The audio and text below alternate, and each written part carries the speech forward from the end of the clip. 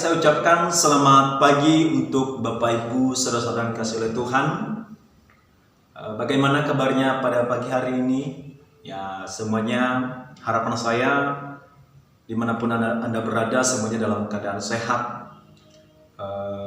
Pagi hari ini jangan lupa bersyukur karena masih diberi kesempatan untuk bernafas, untuk bisa melakukan apa yang masih kita inginkan. Untuk itu pada pagi hari ini, pada kesempatan ini saya ajak Bapak Ibu untuk merenungkan firman Tuhan, untuk menguatkan iman kita di dalam Kristus, supaya semakin hari semakin bertumbuh, semakin kokoh di dalam Kristus. Untuk itu saya ajak Bapak Ibu untuk merenungkan firman Tuhan dari kitab Filipi, pasal 3 ayat 7 sampai 9. Dari kitab Filipi pasal 3 ayat 7 sampai 9. Di situ dia berkata, "Tetapi apa yang dahulu merupakan keuntungan bagiku, sekarang kuanggap rugi karena Kristus.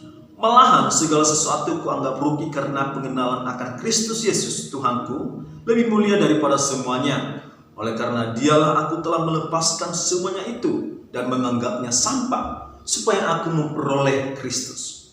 Dan berada di dalam Dia bukan dengan kebenaranku sendiri karena mentaati hukum Taurat, melainkan dengan kebenaran karena kepercayaan kepada Kristus, yaitu kebenaran yang Allah anugerahkan berdasarkan kepercayaan." Bapak Ibu saudara-saudara yang dikasihi oleh Tuhan, ini adalah kesaksian Rasul Paulus ketika dia sudah berada di dalam Kristus, ketika dia sudah dipanggil oleh Tuhan Yesus sebagai rasul ataupun sebagai hambanya untuk melayani dia. Dan untuk itu, kalau kita perhatikan apa yang disampaikan Rasul Paulus berdasarkan kesaksiannya di kitab Filipi ini, dia berkata, "Tetapi apa yang dahulu merupakan keuntungan bagiku, sekarang kuanggap rugi karena Kristus." Bapak Ibu saudara yang dikasihi oleh Tuhan, Rasul Paulus adalah seorang yang beragama Yahudi sebelum dia mengenal Kristus. Dia adalah seorang yang beragama Yahudi, dan ini merupakan suatu keuntungan. Karena kenapa? Karena dianggap suatu kelebihan atau suatu kebanggaan. Karena orang-orang Yahudi ini sering menganggap dirinya adalah anak-anak Allah atau anak pilihan, anak kesayangan Tuhan. Makanya kalau kita perhatikan di kitab Filipi, kitab Galatia yang pasal 1 ayat 13 sampai 14. Di ayat 14, "Di dalam agama Yahudi, aku jauh lebih maju dari banyak teman yang sebaya dengan aku di antara bangsaku, sebab orang yang sangat rajin memelihara hari istiadat nenek moyangku." Ternyata Rasul Paulus adalah termasuk garis keras di dalam agama Yahudi. Dia sangat taat untuk melakukan hukum Taurat. Bahkan di ayat sebelumnya dia adalah penganiaya jemaat. Oh Bapak Ibu saudara-saudara yang dikasihi oleh Tuhan. Dan menurut Rasul Paulus, sebelum dia mengenal Kristus, itu adalah suatu keuntungan. Suatu keuntungan. Tetapi di sini dia berkata, di ayat 7 dikatakan, "Tetapi apa yang dahulu merupakan keuntungan bagiku, sekarang kuanggap rugi." Semua yang dia lakukan itu, yang menurutnya benar itu di hadapan Tuhan, sebenarnya dia itu semua rugi. Itu sebuah kerugian. "Malah segala sesuatu kuanggap rugi karena pengenalan akan Kristus Yesus Tuhanku lebih mulia daripada semuanya. Oleh karena dialah aku telah melepaskan semuanya itu dan menganggapnya sampah, supaya aku memperoleh Kristus." Oh, kita tahu dulu bahwa Rasul Paulus adalah seorang agama Yahudi. Dia juga seorang Saherib yang merupakan garis keras di dalam agama Yahudi. Tetapi sebenarnya dia karena dia mengenal Kristus, dia melepaskan semuanya itu. Bahkan kalau kita perhatikan di kesaksian Rasul Paulus setelah dia mengenal Kristus, ada banyak kesaksian bagaimana dia mempertahankan Injil, bagaimana dia memberitakan Injil supaya orang-orang yang hidup di zamannya pada waktu itu bisa mendengar Injil. Dia mengalami penganiayaan, penderitaan, dan segala sesuatu. Berbagai penganiayaan itu dialami. Itu kehidupan setelah Kristus. Nah, untuk itu sebagai tema topik kita atau tema khotbah saya pada pagi hari ini, yaitu perubahan nyata di dalam Kristus. Perubahan nyata di dalam Kristus. Ketika seseorang menganggap dirinya adalah sebagai orang Kristen, tentunya ada tanda-tandanya. Tentunya ada perubahan di dalam hidupnya sebelum dia mengenal Kristus. Ada perbedaannya pasti. Bapak Ibu saudara dikasih oleh Tuhan, di sini ada 2 poin yang akan saya bagikan buat Bapak Ibu saudara dikasih oleh Tuhan. Yang pertama yaitu adanya perubahan karakter. Ketika seseorang sudah mengenal Kristus, tentunya karakternya pasti ada perubahan. Dari kehidupan lamanya sebelum mengenal Kristus, kalau dibandingkan kehidupannya setelah mengenal Kristus, pasti ada perubahan. Kalau kita buka kitab Efesus,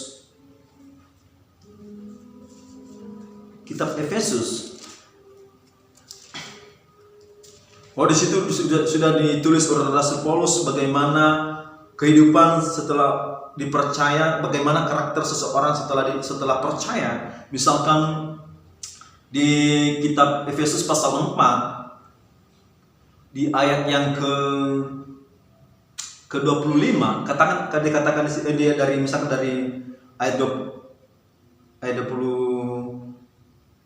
ayat 21, karena kamu telah mendengar tentang Dia dan menerima pengajaran di dalam Dia menurut kebenaran yang nyata dalam Yesus, yaitu bahwa kamu berhubung dengan kehidupan kamu yang dahulu harus meninggalkan manusia lama yang menemui kebinasaannya oleh nafsunya yang menyesatkan, supaya kamu dibaharui di dalam roh dan pikiranmu, dan mengenakan manusia baru yang telah diciptakan menurut kehendak Allah di dalam kebenaran dan kekudusan yang sesungguhnya. Karena itu buanglah dusta dan berkatalah benar seorang kepada yang lain, karena kita adalah sesama anggota. Jadi misalkan salah satu karakter yang dinyatakan di sini adalah kata-katanya bisa dipercaya, tidak ada dusta. Ini adalah perubahan, adanya perubahan di dalam kehidupan seseorang. Kalau sebelumnya dia hidupnya suka berbohong, suka berdusta, suka fitnah, dia meninggalkan semuanya itu.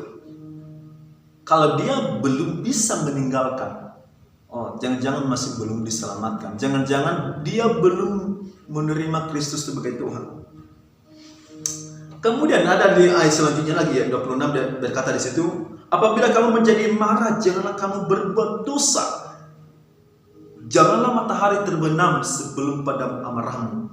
Ya, di sini ada banyak perubahan. Misalkan di ayat 26 ini, apabila kamu menjadi marah, janganlah kamu berbuat dosa.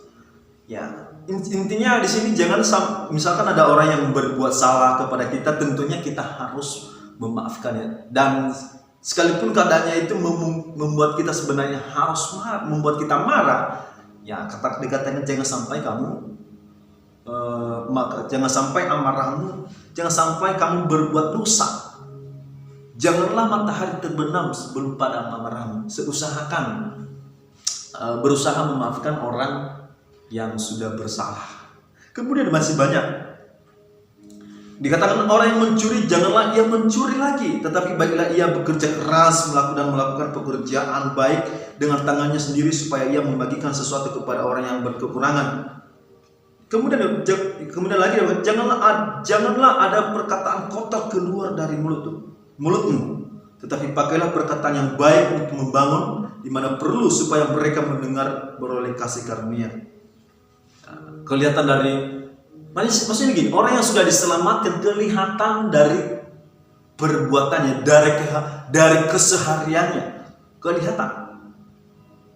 Misalkan kata di sini, salah satu di sini lagi yang katakan jangan ada perkataan kotor, melainkan dia suka mengeluarkan kata-kata yang membangun, suka menasehati, kata-kata yang membangun. Bapak Ibu saudara yang kasih oleh Tuhan, ada banyak. Misalkan lagi di Filipi pasal 4, Filipi pasal 4 ayat 7-9. Damai sejahtera Allah yang terlampaui segala akal akan memelihara hati dan pikiranmu dalam Kristus Yesus. Jadi akhirnya saudara-saudara semua yang benar, saudara-saudara, semua yang benar, ini ya, semua yang benar, semua yang mulia, semua yang adil, semua yang suci, semua yang manis, semua yang sedap didengar, semua yang disebut kebajikan dan patut dipuji. Pikirkanlah semuanya itu. Sebenarnya orang yang sudah diselamatkan, inilah yang dipikirkannya.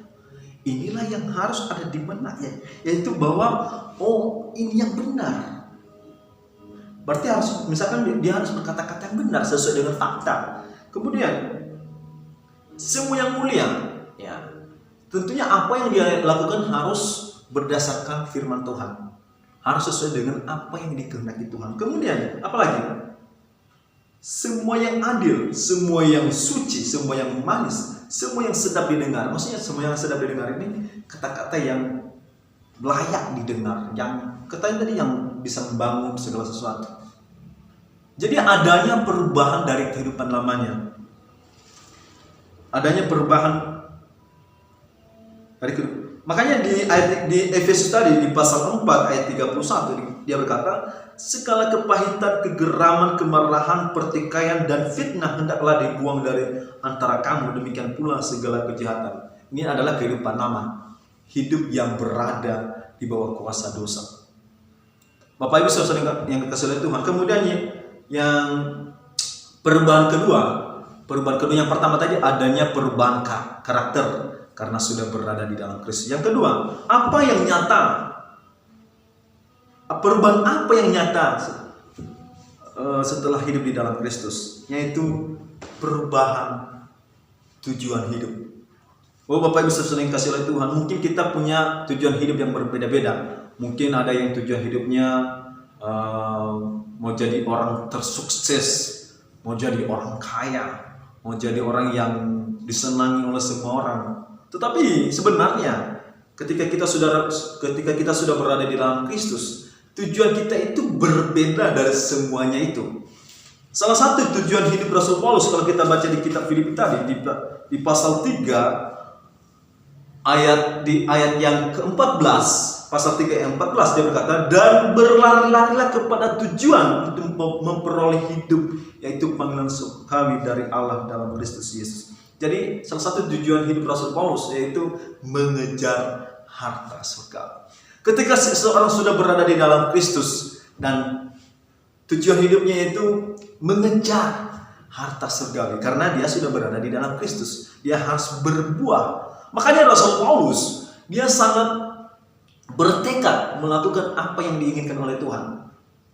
Salah satu yang amanat terakhir yang disampaikan oleh Yesus Kristus ketika dia naik ke surga, bahwa beritakanlah, jadikanlah semua bangsa muridku. Jadi untuk menjadikan semua bangsa murid itu mesti diberitakan Injil. Makanya Rasul Paulus begitu semangat di dalam memberitakan Injil. Begitu semangat. Bahkan kadang-kadang dia tidak peduli tentang nyawanya sendiri. Kalau kita perhatikan lagi di kitab Filipi, bahkan dia sanggup berkata, karena di Filipi pasal 1 ayat 21, karena bagiku adalah karena bagiku hidup adalah Kristus dan mati adalah keuntungan. Maksudnya gini, dari sini kita bisa lihat nyawanya sendiri dia tidak anggap berharga, tetapi dia berusaha menyampaikan apa yang diinginkan oleh Tuhan, yaitu memberitakan Injil. Bahkan di kitab Roma pasal 10 bahwa dia pengen semua orang itu, keinginan hatiku adalah supaya semua orang mendengarkan Injil, semua orang dapat diselamatkan. Inilah keinginan Rasul Paulus. Apa tujuan hidup kita? Apa tujuan Bapak Ibu? Ya tentunya harus memuliakan nama Tuhan. Kita harus, karena kenapa? Kalau kita perhatikan di 1 Korintus pasal 6, di situ dia berkata, sebab kamu telah dibeli dan harganya telah dibayar lunas, karena itu muliakanlah Allah dengan tubuhmu. Bapak Ibu saudara yang kasih oleh Tuhan, ketika kita sudah mengaku diri orang berdosa di hadapan Tuhan, dan mengakui bahwa Yesus telah mati bagi saya, menanggung segala dosa saya. Seharusnya saya yang dihukum, tetapi karena Kristus, karena kasih yang besar, Dia rela mati untuk dosa saya, menanggung segala dosa saya. Segala itu dan berarti dari lahir sekarang sampai mati. Sesuai dengan 1 Yohanes pasal 2, segala dosa. Yaitu segala dosa kita itu dari lahir sampai mati telah ditanggung semuanya itu di kayu salib. Sehingga posisinya itu Dia berikan kepada kita sebagai orang kudus. Ya, sekarang bagaimana cara merespon Injil itu? Ya, Tuhan membutuhkan respon kita supaya kita berada di dalam Kristus. Untuk itu terimalah Kristus sebagai Tuhan dan Juru Selamat, supaya para pendengar bisa berada di dalam Kristus. Kalau sudah berada di dalam Kristus, maka tujuan hidup, maka karakternya akan ada perubahan, akan nyata. Bapak Ibu sekali yang dikasihi oleh Tuhan, dikatakan di sini di ayat yang 20 tadi di 1 Korintus pasal 6 ayat 20, sebab itu kamu telah dibeli dan harganya telah dibayar lunas. Karena itu muliakanlah Allah dengan tubuhmu. Jadi kita pakai hidup kita ini untuk memuliakan nama Tuhan dengan cara yaitu melakukan kehendaknya. Hidup dengan baik, menjauhi dosa seperti yang kita baca di Efesus tadi pasal 4, dan lakukanlah kehendak Tuhan. Apa itu? Ya, misalkan memberitakan Injil, membantu dalam pelayanan. Tapi intinya harus melakukannya karena Kristus. Untuk itu, aku sampai di sini renungan kita pada pagi hari ini. Kiranya firman Tuhan yang telah disampaikan dapat menguatkan iman dan semakin mengasihi Tuhan. Maranatha.